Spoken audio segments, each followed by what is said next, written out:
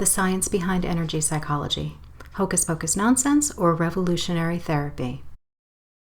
Energy psychology is the blanket term for a group of psychotherapeutic self-help methods based in the idea that you can reduce levels of the stress hormone cortisol, activate stress-reducing genes, normalize aberrant brainwave patterns, and increase serotonin, endorphins, and other pleasure-oriented neurotransmitters. This has been researched with clinical populations including veterans, survivors of genocide, and survivors of natural disasters. The energy in energy psychology refers to energy pathways known as meridians, energy centers in the body known as chakras, and the energy field that surrounds the human body known as the biofield or the aura. Tapping works on the body's meridian system. It has often been referred to as acupuncture without the needles. HBLU, or healing from the body level up, is a routinized method of identifying the interference patterns that block goals, finding them, and using an energy intervention to heal them. The goals, interference, and interventions are all determined by your inner wisdom. This mind-body method uses meridians, chakras, and the biofield. And finally, TAT, which balances the subtle energy fields of the chakras to reduce negative beliefs and allow healing to occur. All energy psychology is accomplished by calling to mind a psychological difficulty or desired state, and then simultaneously performing a simple physical intervention which affects the body's energy. The process looks something like this. First, we recall an anxiety-provoking memory.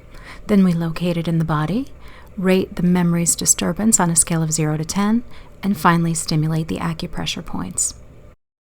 That sets off a chain reaction in the body. First, an alarm response in the amygdala. Then, deactivating signals are sent to the amygdala. And eventually, delta waves are generated in the brain. A deer grazing in the wild will stop and run if he hears a predator. But once that danger is gone, the deer goes back to grazing. This is how the normal fight or flight response works.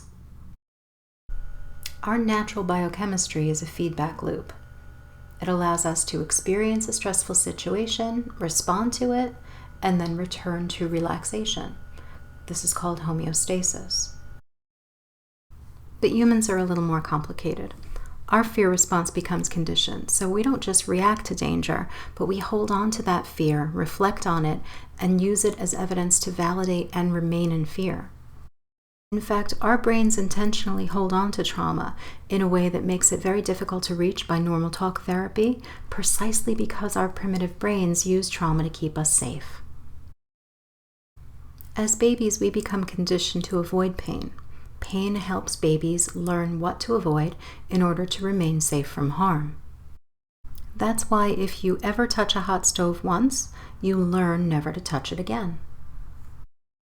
Because our brains are so good at learning what's needed to keep us safe, it's very difficult to unlearn the effects of trauma. And as far as our bodies are concerned, trauma is trauma.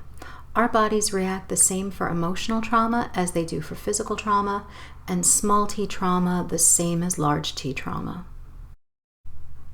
It may sound strange to think about, but our brains don't make much distinction, physiologically speaking, between physical life and death and metaphorical life and death.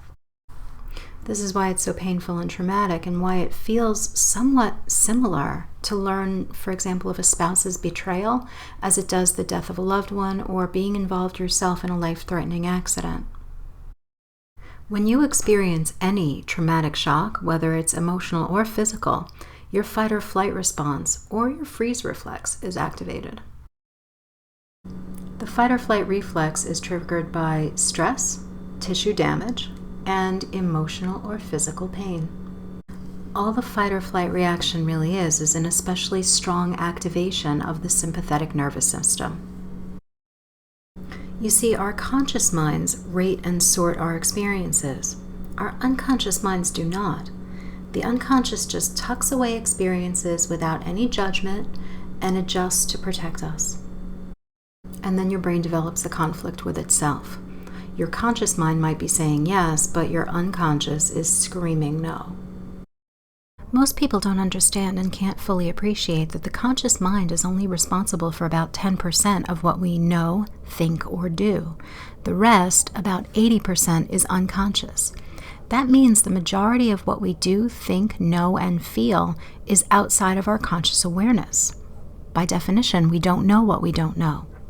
So when you find yourself wanting something but doing things that don't support your desire, you're actually running an unconscious interference pattern. You may be wondering how useful the fight or flight reflex is if every time something shocks you or you get triggered, you have a flashback or a panic reaction. And every mammal on the planet has this reflex, and it's managed to survive millions of years of evolution. So what's the purpose of it? Survival. Plain and simple. Have you ever hurt yourself and didn't realize that you were bleeding?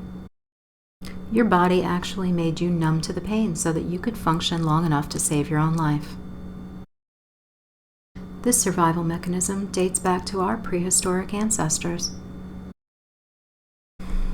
The chances of you getting injured are pretty high. You could find yourself on the wrong end of a spear, or clawed by a saber-toothed tiger, or gored by a woolly mammoth. Just like that, you end up on the wrong side of a woolly mammoth's tusk. But don't worry, because your alarm reaction springs into action. First, you go numb so that you aren't overwhelmed by the pain. Then you go white. All the blood drains from your skin and goes to the interior of your body so that you don't bleed to death from your wounds. And third, your heart rate pumps like crazy to fuel your muscles so that you can crawl back to the cave and save your skin. Now remember, the whole point of this reflex is to save your life, so it sets off a chain reaction that shuts down all non-essential bodily systems like your immune system and your hunger cues. After all, you can last a few days without food, and your immune system won't do you any good if you bleed to death. Strong emotional reactions trigger the hypothalamus the same as physical pain, and stimuli can be direct or indirect, remembered or perceived. Pain sensations transmit through the spinal cord and the brainstem to the hypothalamus. Strong emotional reactions can come from current, present, external sources, or recalled memories, and they increase activity in the limbic system, especially the amygdala and the hippocampus. The amygdala records events as they happen and sends that information directly to the thalamus, storing it in the limbic system. The limbic system consists of the hippocampus, which plays an important role in emotion, learning, and memory, the amygdala, which plays a role in aggression, eating, drinking, and sexual behaviors, and the hypothalamus, which moderates your blood pressure, glucose levels, blood pressure, and hormones. When you're shocked for the first time or triggered later, the pituitary gland releases ACTH, or adrenocorticotropic hormone. This triggers your adrenal glands, which are at the top of your kidneys, to release adrenaline and cortisol. The cortisol then goes to your liver. Cortisol causes your liver to release glucose so that you have energy to run or fight with. The cortisol also circulates down to the thymus and shuts down your immune response. Let's summarize. The danger signal is received and triggers the thalamus, which triggers the hypothalamus, triggering the pituitary to release ACTH, which goes to the adrenal cortex, where adrenaline is released, and the adrenal glands release epinephrine and norepinephrine. And because your body is so brilliant, for every on switch in the body, there's also an off switch. The calming reflex is how your body downregulates the stress response and regains balance after stress. Here's how it works. Cortisol feeds back to the hypothalamus and the pituitary to stop the release of ACTH. Then opioid peptides stop pain and induce a sense of well-being. The opioid peptides also decrease the heart rate and enhance the immune system function that had been suppressed by stress. Then enkephalins, endorphins, and dynorphins regulate and bind to the body's opioid receptors and provide pain relief in the brain and the spinal cord. You can use your own natural neurological feedback mechanism to turn on the calming reflex and turn off your body's fight or flight reflex. Energy interventions such as EFT tapping, TAT, and HBLU help you to do that. The beauty of energy work is that you may already do it without even thinking. Have you ever rubbed the bridge of your nose by the eye socket, or rubbed your temples by the side of your eyes, or touched under your collarbones, or hugged yourself, or tapped your fingers on the edge of a table, or chewed on the edge of your fingers, or maybe held your hands together with your fingers folded, or put your whole hand on your cheek? These are just a few of the acupressure points people touch when they're feeling stressed. And even though we're not confronted by woolly mammoths in our modern life, we are constantly facing stress, emotional issues, and trauma on a daily basis that we rarely fully recover from. So you remember how the deer goes back to grazing once they know they're safe from danger. As we accumulate stress and trauma, it becomes more and more difficult for us to go back to a restful state.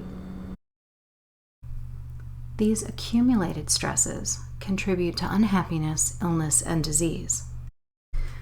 Energy psychology is revolutionary because it allows you to address the memory and the chemical reactions holding that memory in place at the same time, making it a true mind-body healing experience. And finally, credit where credit is due. These are the references and some of the contributors used in this presentation. And finally, if you'd like more information about any of the topics presented here, you can contact me, Tracy, at 516-933-4000 or at tlcwellnessstudio.com.